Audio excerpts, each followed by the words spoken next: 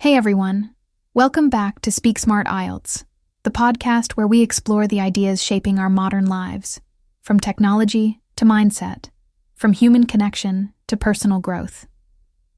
I'm your host, and today we're diving deep into a question that feels almost impossible in the 21st century. Can we survive without our phones? Let's be honest.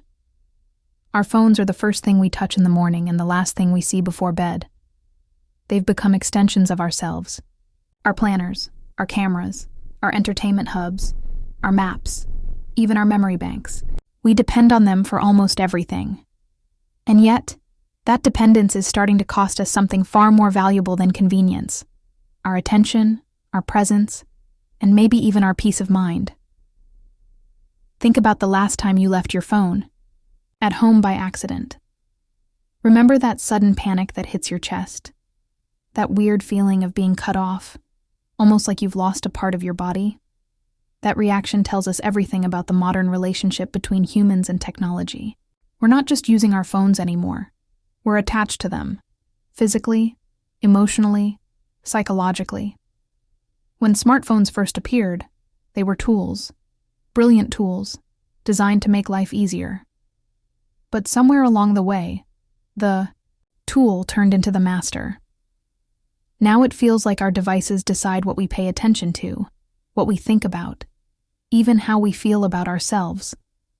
Notifications have replaced our sense of urgency. Likes and comments have replaced validation.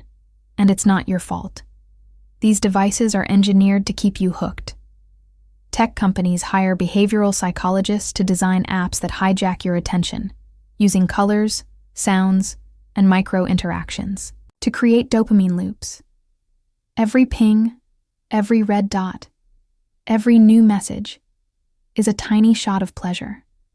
It's the same mechanism that keeps gamblers pulling slot machine levers. And just like gambling, it's addictive. Studies have shown that the average person checks their phone more than 100 times a day, and most of the time, not for anything important. We scroll, tap, refresh, repeat, often without realizing we're doing it. We pick up our phones because we're bored, anxious, or uncomfortable with silence. And each time we do, we reinforce the habit. I remember this one moment that hit me hard. I was at a cafe, meeting an old friend I hadn't seen in years. But every few minutes, both of us kept glancing at our phones, checking messages, looking at notifications, sometimes scrolling for no reason. We weren't being rude on purpose. It was just instinct. But halfway through, I realized we were physically together, but mentally somewhere else.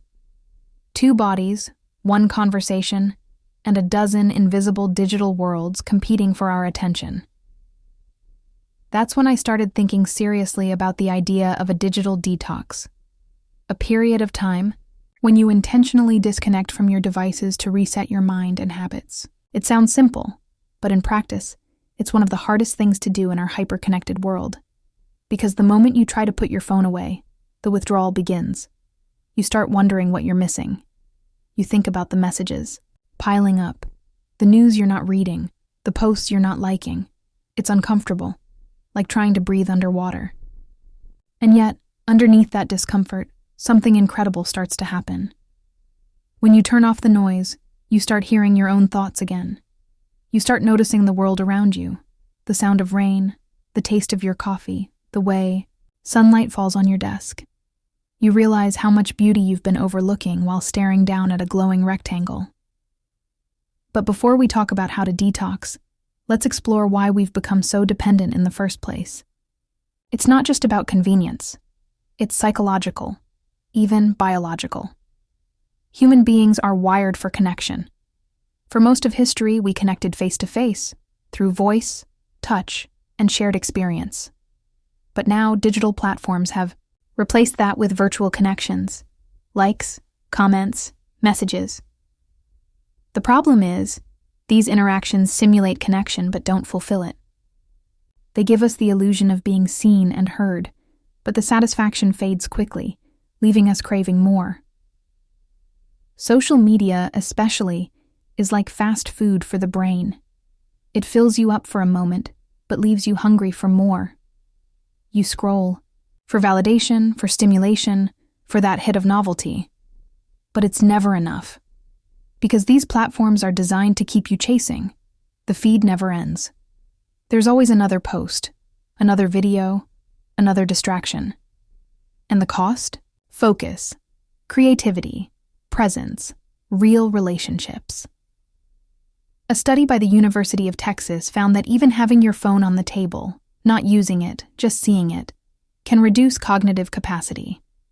Your brain is subconsciously monitoring it, waiting for it to buzz.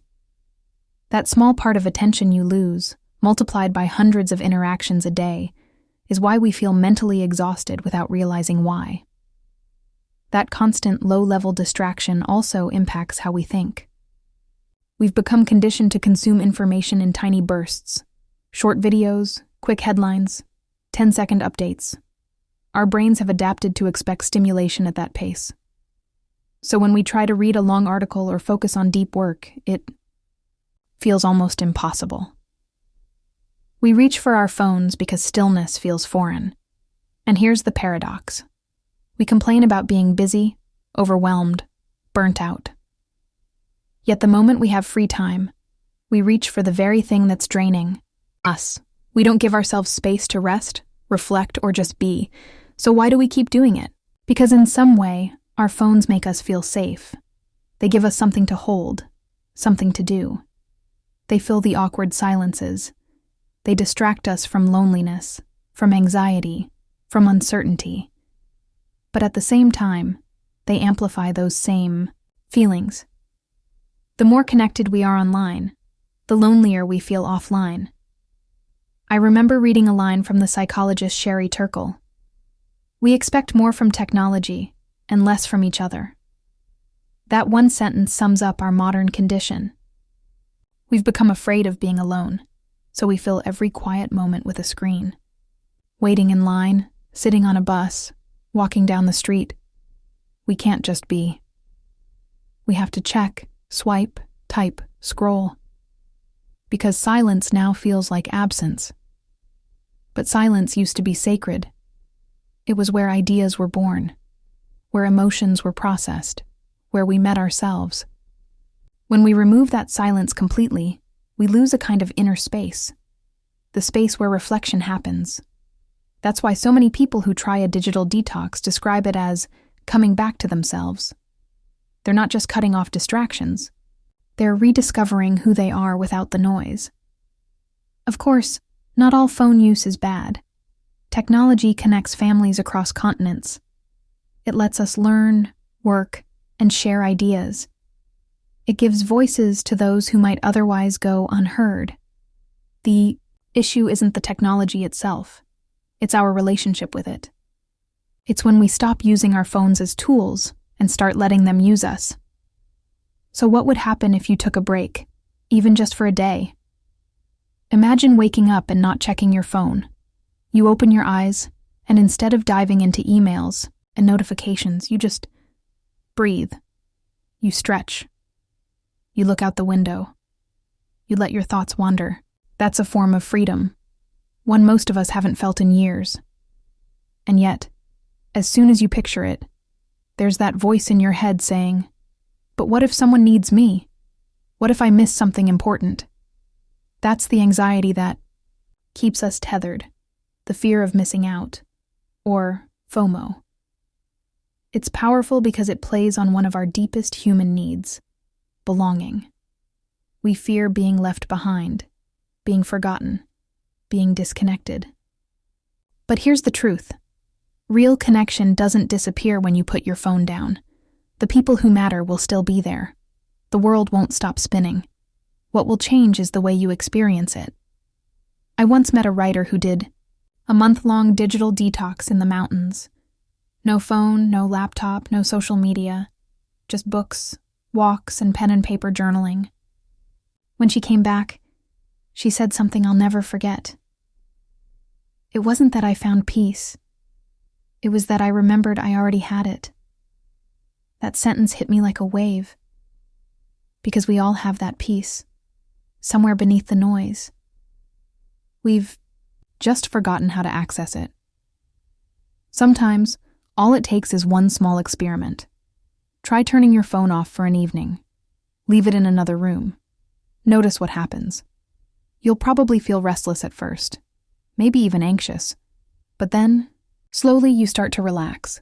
You start noticing the colors of your home, the rhythm of your breathing, the way time stretches differently when it's not being interrupted every few seconds. It's strange. We say we don't have enough time, but when we stop scrolling, time suddenly expands.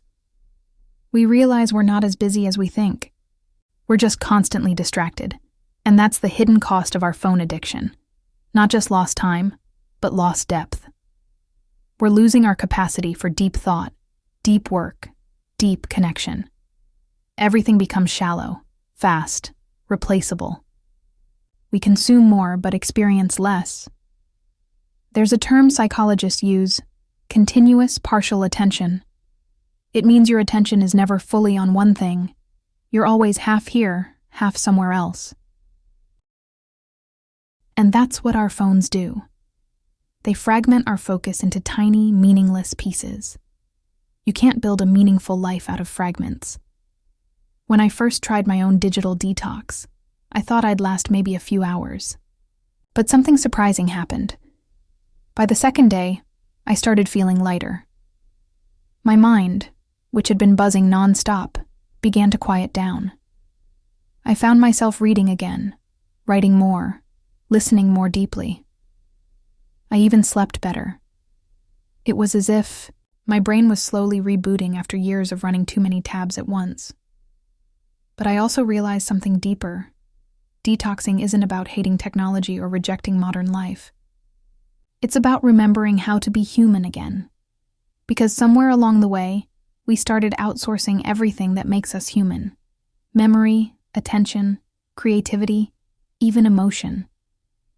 We let algorithms tell us what to watch, what to buy, what to think. A detox gives you space to question that. It's like stepping outside the noise and asking, what do I actually want? And when you do that, you start seeing your phone differently. It's no longer a master. It becomes a tool again. You choose when to engage, instead of reacting automatically. That's the real power of a digital detox. Not the absence of technology, but the presence of choice. So, after those first few days without my phone, something surprising happened. The world started to feel slower, in the best possible way. It wasn't that life itself had changed. It was me. I was noticing things I used to scroll past. I was actually there in my own life, and that, I realized, is what a digital detox gives you. Not more time, but more presence. But before you rush to throw your phone into the nearest river, let's talk about balance. Because the goal isn't to escape technology, it's to reclaim control. And that starts with awareness, noticing how and why we use our devices. Once you become conscious of your habits, you can start reshaping them. Here's something I like to call the awareness test. For one day, pay attention to how often you reach for your phone, even just to check the time. Write it down. You'll be shocked. The moment you start tracking it, you realize how automatic it's become. You'll notice patterns. You pick it up when you're bored, anxious, tired, or trying to avoid something uncomfortable. The phone has become our go-to escape hatch, a way to numb emotions we don't want to feel. So, the first step in a digital detox isn't deleting apps. It's understanding your triggers. Ask yourself, what am I avoiding right now? Sometimes it's loneliness. Sometimes it's fear of missing out. Sometimes it's just the discomfort of doing nothing. Once you name the feeling, it loses power. You stop running from it and start facing it. The second step is setting boundaries. And no, that doesn't mean becoming a digital monk. It means creating structure, rules that protect your attention. Because attention is the new currency of the digital age. Everyone wants it. Social media platforms, advertisers, even news outlets. but your attention is finite. Every time you give it away mindlessly, you lose a piece of your day. One of the simplest boundaries you can set is the no-phone zone.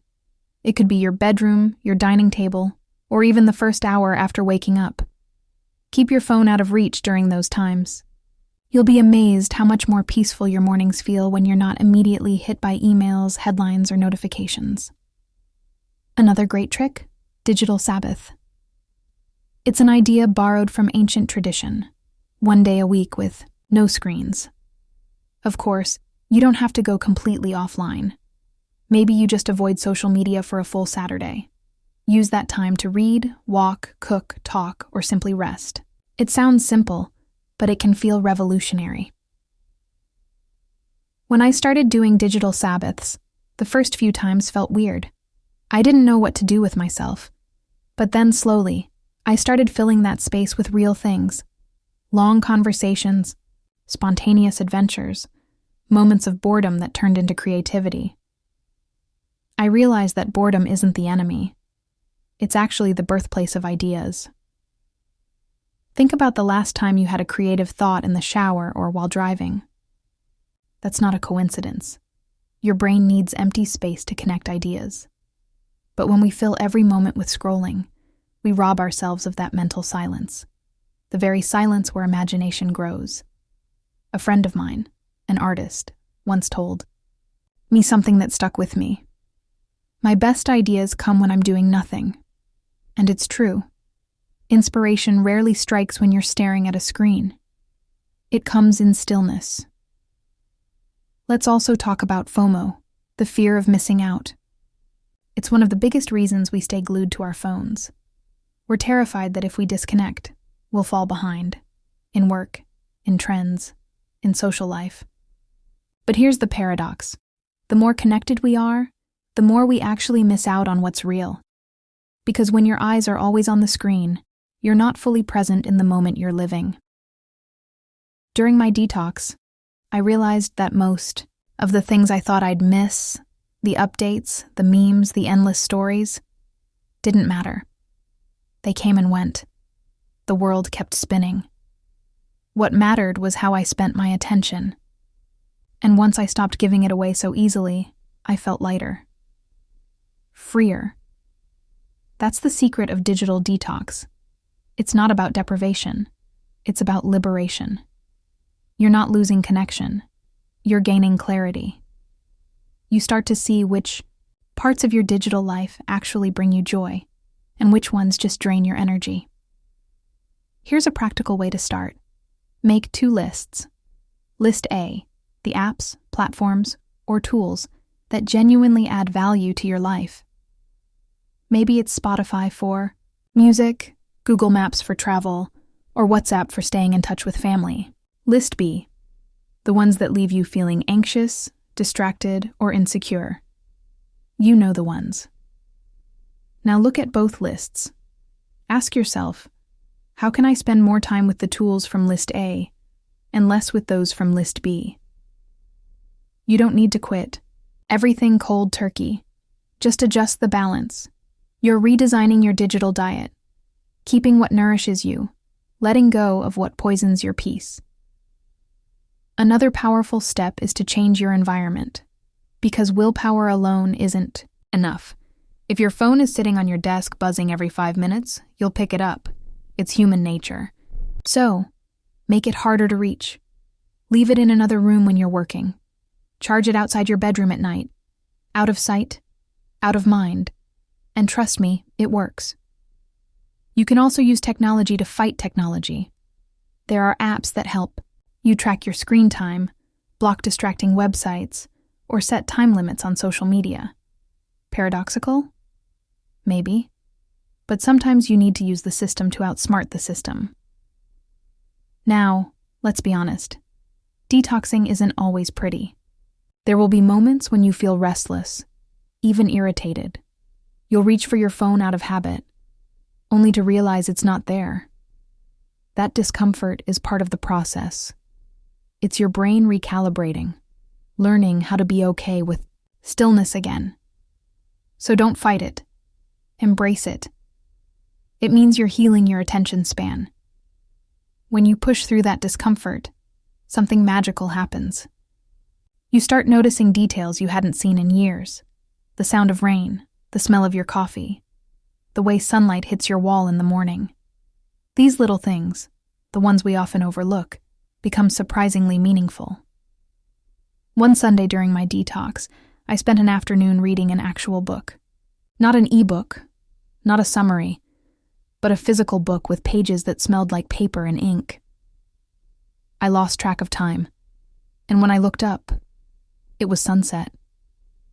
That's when I realized how long it had been since I'd done something without checking the clock. That deep focus, that immersion. It's something we're slowly losing in the age of distraction. And speaking of distraction, let's talk about what it does to our brains. Neuroscientists say that constant phone use reshapes our attention. We've trained ourselves to crave quick hits of novelty, new posts, new notifications, new updates. But the more we chase novelty, the harder it becomes to focus deeply. That's why it feels so hard to read long texts or sit through a movie without reaching for your phone. Our attention spans are shrinking. Not because we're lazy, but because our brains are adapting to this fragmented environment. Digital detox, then, is like strength training for your mind. Every moment you resist the urge to check your phone, you're rebuilding focus. You're teaching your brain to be still again. And the reward? A calmer, more grounded version of yourself. Another benefit, and one that surprised me, is how much more connected you feel to people in real life. During my detox, I had dinner with friends, and for the first time in a long time, nobody touched their phones. We laughed, told stories, got lost in conversation. It reminded me that connection isn't measured in likes or followers. It's measured in eye contact, in laughter, in shared silence. We talk so much about being connected, yet we rarely feel it. Because digital connection without presence is just noise. Real connection requires attention. It requires us to show up. Now, I'm not saying go live in a cabin forever, but what if every once in a while we allowed ourselves to unplug, not as punishment, but as renewal? What if we treated silence and boredom as sacred instead of scary? Because when you step away from your screen, you start hearing something you haven't heard in a while, your own inner voice. That voice gets drowned out by the digital chaos. But it's there, whispering, guiding, reminding you who you are beyond the likes and followers. A digital detox helps you reconnect with that quiet wisdom. And let's not forget the physical effects. Constant screen time affects your sleep, your posture, your eyes, even your breathing. Blue light messes with your melatonin, making it harder to rest. Scrolling late at night keeps your brain alert when it should be winding down. But when you unplug early, say 1 hour before bed, your body starts to relax naturally. You fall asleep faster. You dream better. You wake up refreshed. In a way, detoxing is like rebooting your entire system, body, mind, and soul. Now, if you're thinking, this sounds great, but I could never do it, that's okay. Start small. Try a 1-hour detox each day. Turn off your phone after 9 p.m. or have breakfast without checking messages. It's not about perfection. It's about intention. Each tiny break adds up, and here's a secret. The more you detox, the less you'll crave it. Because what you're really craving isn't the phone, it's the dopamine rush it gives you. Once you replace that with real experiences, fresh air, laughter, creativity, your brain starts to heal. Sometimes I think we fear silence because it reveals what's real. When the noise stops, we're left with ourselves, and that can be uncomfortable. But that's also where growth begins. Silence gives us space to listen, to think, to feel. A digital detox isn't about rejecting the modern world. It's about remembering that we are more than our screens. It's a journey back to mindfulness, to balance, to being fully alive. And that's something we all need in this fast, noisy world. As we wrap up today's episode, I want to leave you with this thought. The next time you find yourself mindlessly scrolling, pause. Take a breath. Ask yourself, is this adding value to my life or just filling space? If it's the latter, maybe that's your cue to put the phone down and look up. At the sky, at the people around you, at life itself. You might be surprised at how beautiful the world still is when you stop looking through a screen. So yes, we can survive without our phones. But more importantly, we can live better when we remember that life isn't meant to be constantly documented. It's meant to be experienced. And maybe, just maybe, the greatest connection we'll ever have isn't digital at all. It's human. Thank you for tuning in to Speak Smart IELTS. If this episode inspired you to take a little digital break, even for 10 minutes, that's a win. Remember, disconnection from your phone is reconnection with your soul. Take care, stay mindful, and I'll see you, not online, but out there, in the real world.